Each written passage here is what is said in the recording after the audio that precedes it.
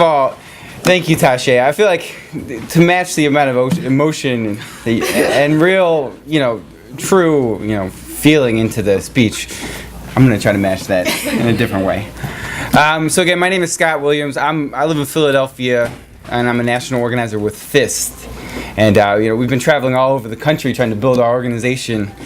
And we've really never done anything like this in New York. So first of all, I want to applaud the organizers here in New York. Especially Rain, Caleb, Alex, everyone else, Ramiro, for the beautiful flyer.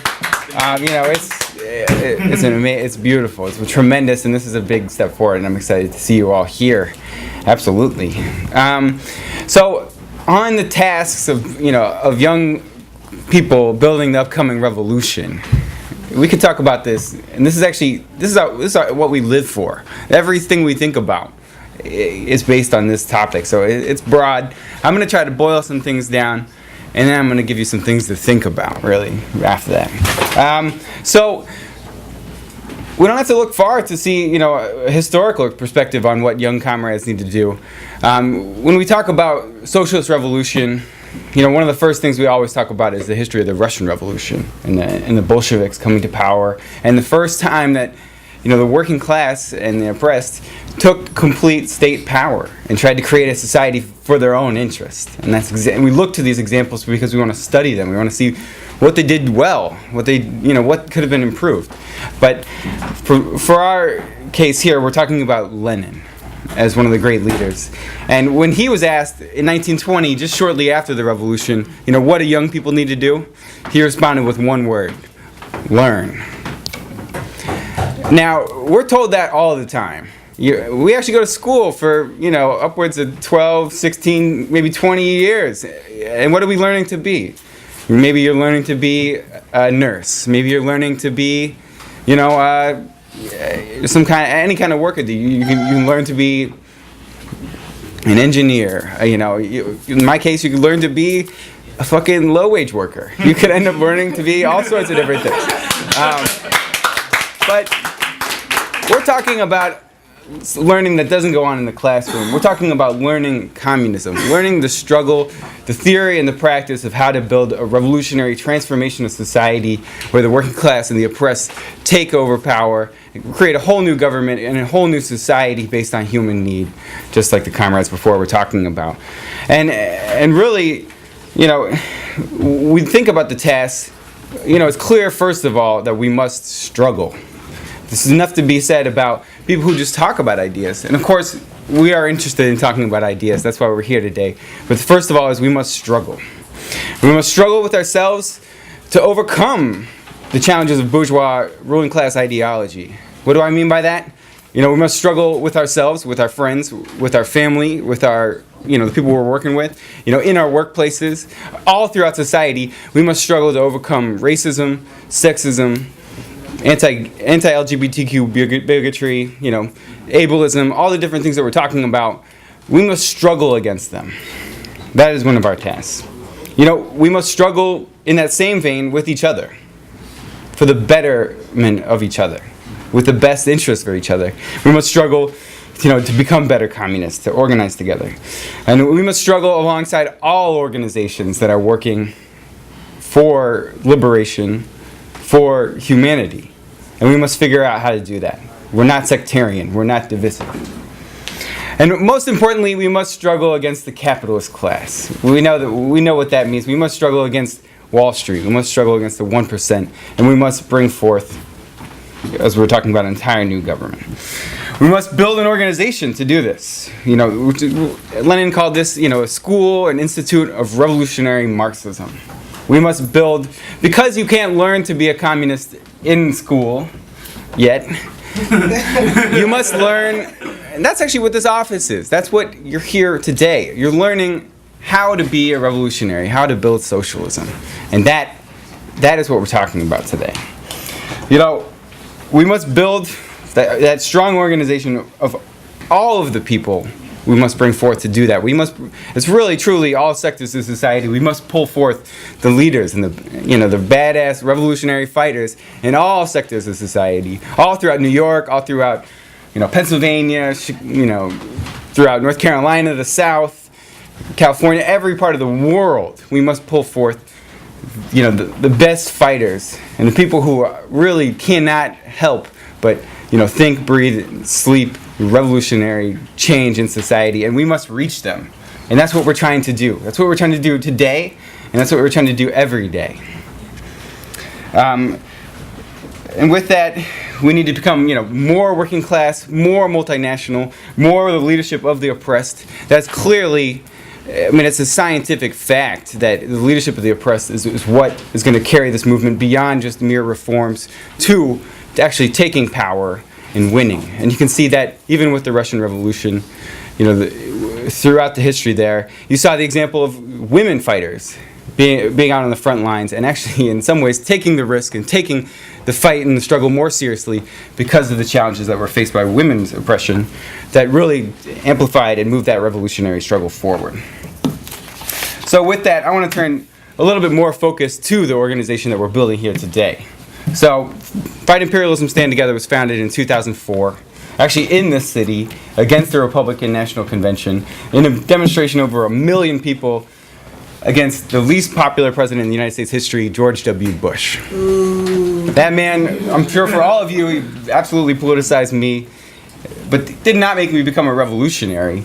But certainly for me, it was, I hate George W. Bush, I hate the war, and from that I decided that I hated capitalism and imperialism and wanted to be with the fighters.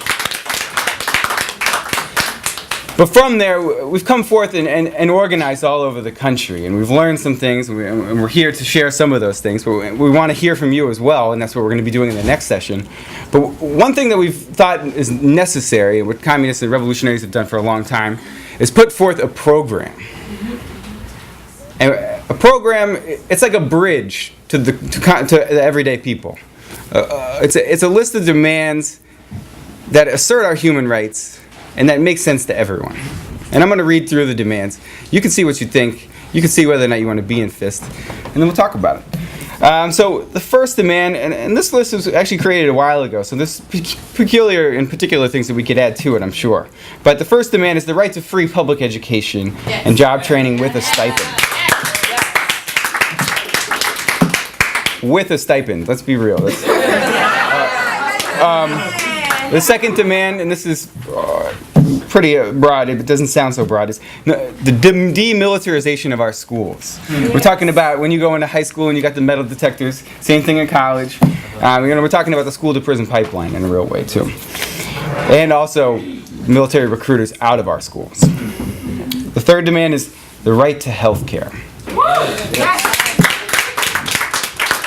The fourth demand is the human right to housing, which we see with the gentrification struggles and with the substandard housing that existed on so many different conditions. Everyone has a right to a home, and we live in the richest society in the world. And actually everywhere in the world we have absolute capacity to make sure that everyone has a house to live in and a comfortable, human, healthy situation to live in. The fifth demand is stop the raids and deportations. And particularly, under the Obama administration, this is only heightened as a contradiction. The sixth is a right to a job. That should be and as we're saying, it's not just a right to a $7.25 an hour, 15-hour a week job. Right. This is a right to a living wage job, and it's a right that you like, and a job that you like. And as Ramiro was talking about alienation, unfortunately, in capitalism, we have jobs that are totally demeaning and completely insulting. We want jobs that fulfill our human dignity and actually contribute things. And I think that's such a clear example of why we need to construct an entire new economy based on human need. The seventh demand is the right to a clean and healthy environment. The eighth demand is shut down the imprisoned industrial complex, which is modern-day slavery. The ninth demand is self-determination is a right. Now that might seem vague, but that means for every oppressed person all over the world, the right decision is for the oppressed people to have their own ability to make their own decision. It's not about colonizers telling the colonized what they need to do. Right. That is the ultimate, that independence, that freedom is necessary for us to build a society where we respect each other and where everyone feels dignity and humanity. The 10th demand is defeat U.S. imperialism. Whether we're talking about the Ukraine, whether we're talking about Venezuela, whether we're talking about Iraq, Afghanistan, whether we're talking about, we want to defeat U.S. imperialism. That is the number one enemy of the people of the earth. The 11th is justice and equality for all women. 12th is safety and equality for lesbian, gay, bi, trans, and queer youth. And going from there, we could add a lot. I mean, we should add some more here too to these demands. But we believe that these demands are connecting. We're not saying that all these demands. We're not saying the number one demand is we want communism, we want socialism. Because what does that mean? We hope that all of these demands connect what a socialist world would look like and make sense to people immediately. So, again, we're an organization that believes that the eradication of all forms of oppression and repression is only possible with revolutionary change in society and constructing socialism. So, to those demands, we must always focus on socialism as the goal, and we must work with all the organizations that work in this. But as Marx said, every movement, you can have a million programs basically, and they don't mean anything without organizing, without fighting. And you see it all across the country, whether it's in Rockford, Illinois, Baltimore, Detroit, North Carolina, comrades all over. We're in the streets. Whether it's going to be next weekend on International Women's Day on the 8th, or it's going to be March 15th on March 15th here in New York City, or pretty much every week of the year, you're going to see that we are active, we are organizing, we are fighting, and we are trying to meet all of the people who want to fight with us. And that's what we're doing. The last kind of point that I wanted to make, and this is actually, I wanted to read through some things here, actually just from the 15 qualities of Fidel Castro. And Fidel Castro, as far as leaders go, and as far as people who have made tremendous contributions to humanity, we feel like he's right up there on the list, on the top 5, whatever you want to say. That's why he's on our poster. That's why he's, we read his works. That's why we believe in the Cuban Revolution in a real way. And actually, one of his foreign ministers was asked to give a speech on what are the qualities of Fidel. And I wanted to express them so that you all could kind of think actually individually on your task as a revolutionary. And think about, we're going to be building an organization, and we want you to join that organization. We also want you to become more full and complete human beings, and think about how you can basically give as much as you can to the struggle. And in so many ways, that'll mean a lot to you. But I wanted to read through these qualities so that you could take away kind of, how can I develop? What am I going to take from this? So, the 15 qualities. Number 1, it's the ability to unify. Number 2, superb ethics. Number 3, humility and Spartanness. Number 4, the coherence of ideas, putting everything together. Number 5, leading by personal example. Number 6, truthfulness. Number 7, good sense. Number 8, modesty and lack of vanity. Number 9, curiosity and a quest for learning. We have a lot of discussion about that in our reading groups. And number 10, personal striving for protection and for independence. Number 11, refusal to accept defeat. Number 12, aspiration for justice for all. Number 13, force of their ideas. Number 14, his ability or her ability to remember that they're human. And number 15, lack of hate for any human being. With these qualities, and I can make sure that people have a copy of these, I like to look at these when I'm thinking about my role and my task as a communist and a revolutionary. When I'm trying to apply this program, when I'm trying to be out in the streets and meet people and talk to them and organize and build, I'm thinking about these qualities all the time. And I want you all to kind of try to own some of this as well in thinking about how we can build a new society. And I think that while we are building that new society, we're building an organization and a humanity within ourselves. And it takes such tremendous development to be able to carry this revolution to create the society that we need.